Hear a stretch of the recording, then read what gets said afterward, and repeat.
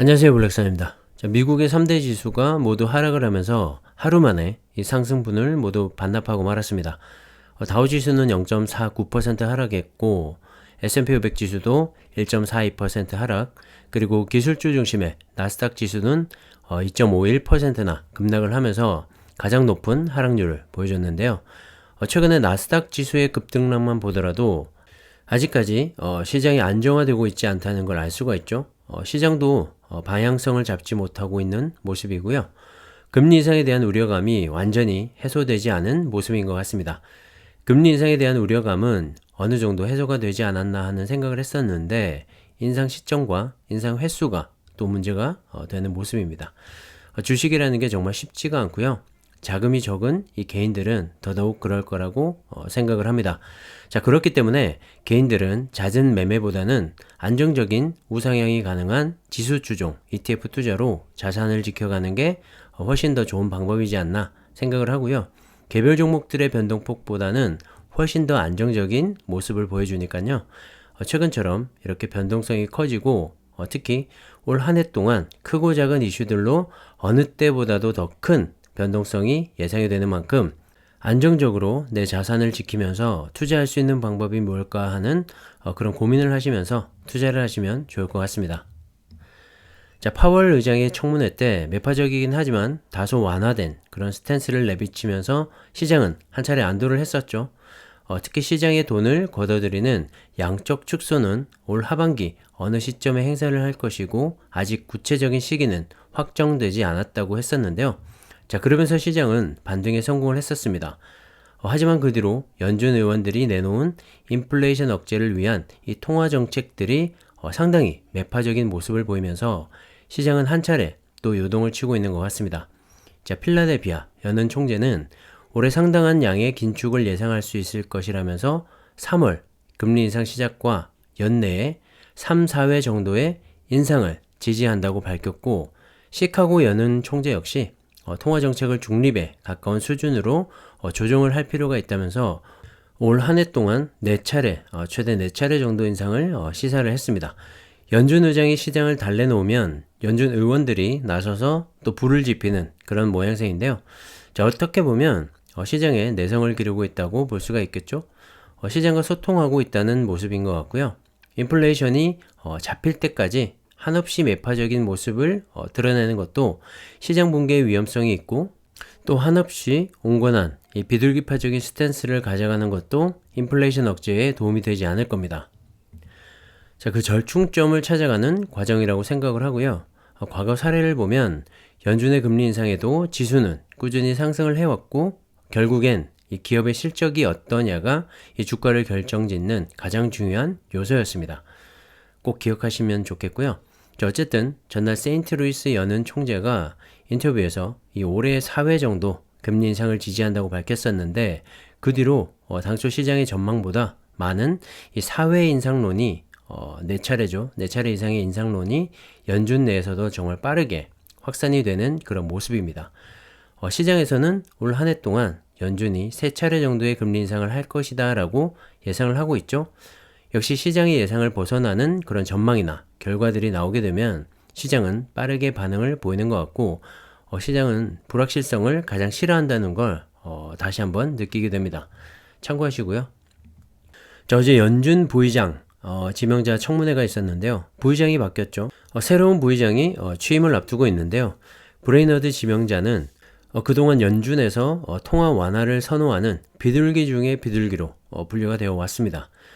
시장에서도 그런 점을 잘 인지하고 있었는데요. 자, 어제 청문회에서 예상과는 다른 매파적인 발언을 쏟아내면서 시장이 한 차례 더 충격을 받은 것 같고요. 연준의 전반적인 이 매파 성향이 서서히 드러나는 것 같아서 시장은 그런 점을 우려하고 있는 것 같습니다. 자, 어제 발언을 종합해보면 인플레이션이 너무 높다. 우리의 통화정책은 경기 회복을 지속하면서 인플레이션을 2%로 끌어내리는데 초점을 맞추고 있다. 우리는 강력한 수단이 있고 인플레이션 억제에 이를 쓸 것이다 라고 말을 했습니다. 자, 쉽게 말하면 테이퍼링이 끝나면 바로 금리 인상을 시작해서 인플레이션을 잡겠다는 말이죠. 자, 그렇게 했는데도 잡히지 않는다면 강력한 수단, 즉 양적 축소를 통해서 물가는 반드시 2%까지 끌어내리겠다는 말입니다. 상당히 매파적인 발언이죠. 자, 원래부터 매파적이었던 사람이 그런 발언들을 쏟아냈다면 그러려니 하고 넘어갔을 수도 있을 텐데요. 연준 인사 가운데서도 누구보다 비둘기파적인 성향이 컸던 그런 사람의 발언이었기 때문에 시장에 더 큰 충격이 있었던 것 같고요. 사실 그렇죠. 결정권자들의 모임에서 좌우의 의견이 있어야지 다소 중립적인 그런 결과가 도출이 되는 건데 너무 한쪽으로 쏠린다는 느낌이 드니까 시장이 좀 더 민감하게 반응을 보인 것 같습니다. 자, 어제 미국 노동부에서 지난해 12월 생산자 물가지수, 즉 PPI를 발표했는데요. 전월 대비로는 0.2% 상승을 하면서 11월 달에 1.0% 상승보다는 크게 낮아지면서 시장의 예상치였던 0.4%보다도 하락하는 그런 모습을 보였습니다.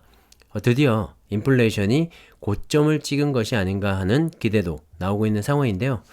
여전히 오르고는 있지만 상승폭이 둔화가 된 거죠. 자, 이런 흐름이라면 다음 달 내지는 정말 3월에 금리 인상이 시작된다는 그런 확정적인 소식이 나온다면 13개월간 상승하던 물가지수가 드디어 꺾여서 내림세로 돌아서지 않을까 생각을 합니다. 하지만 지난해와 비교해보면 여전히 9.7% 상승을 한 수치이기 때문에 물가는 여전히 높은 그런 수준이고요. 다만 기대를 하는 건 전날 발표됐던 소비자 물가 지수인 CPI 지수도 시장의 예상치인 7%까지만 딱 올랐고 다소 둔화되는 분위기가 감지되기 시작했죠. 자, 어제 발표된 생산자 물가 지수 역시 오르긴 했지만 둔화되고 있다는 점이 상당히 고무적인 것 같고요. 자, 어쨌든 연준의 목표는 2%인 만큼 올 한 해 동안 물가를 잡기 위한 연준의 이 매파적인 행보는 계속해서 이어질 것으로 보이고요. 마음 단단히 먹고 시장을 지켜보셔야 할 것 같습니다. 자, 어제 실업수당 청구 건수도 발표가 됐는데 시장의 예상치인 20만 건보다 더 많은 23만 건으로 집계가 되면서 이 오미크론 변이의 확산세가 어느 정도는 영향을 미치고 있다는 분석입니다.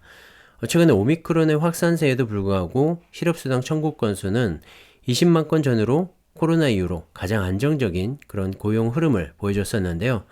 다시 늘어나는 모습을 보이면서 이 오미크론에 주목을 하고 있는 그런 모습입니다. 자, 그럼에도 불구하고 이 오미크론 변이의 영향력은 크지 않을 것으로 전망을 하고 있습니다. 자, 왼쪽에 보시면 현재 미국의 1일 확진자 수인데요. 매일 경신되는 모습을 볼 수가 있죠. 정말 빠르게 확산을 하고 있습니다. 1일 확진자 수가 86만 명을 넘어섰고요. 7일 평균 확진자 수도 78만 명에 이릅니다.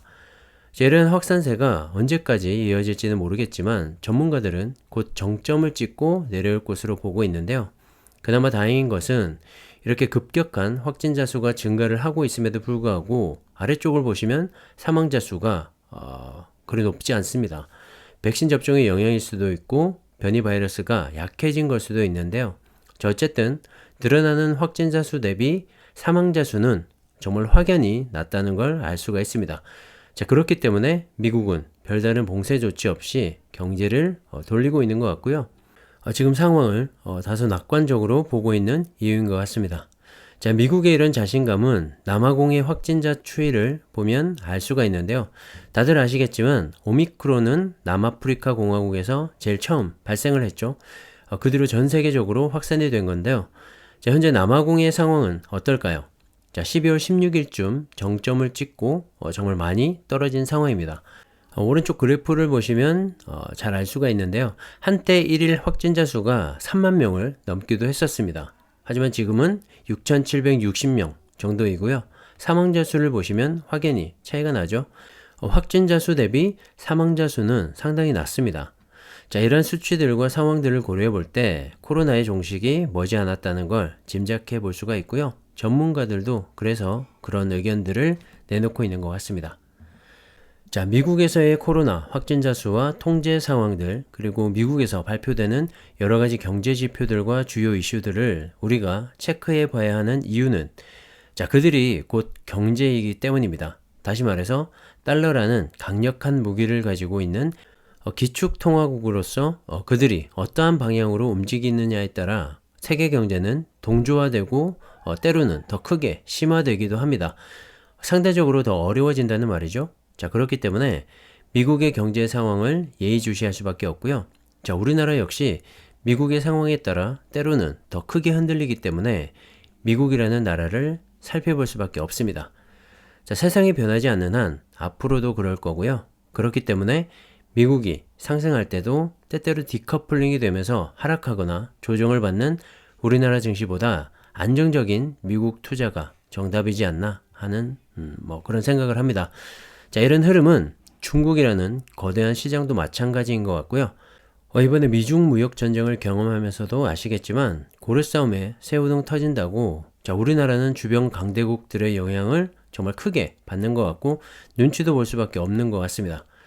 2차 전지 역시 성장주로서 나스닥의 흐름에 크게 영향을 받을 수밖에 없고요. 최근 조정으로 마음이 많이 쓰이실 텐데 중장기 투자로는 여전히 손색이 없다는 말씀을 드리고 싶습니다. 자, 제가 말씀드리고 싶은 것은 최근처럼 이런 조정은 여전히 매수 타이밍을 잡기에 매력적이다라는 거고요. 자, 밤이 깊어지면 새벽이 오는 것처럼 깊어지는 주가 조정은 다시 말해 상승 시작이 머지않았다는 말과도 같겠죠. 다들 힘내시고요. 긴 호흡으로 시장을 바라보면서 투자하시면 좋을 것 같습니다. 자, 오늘은 여기까지 하겠습니다. 감사합니다.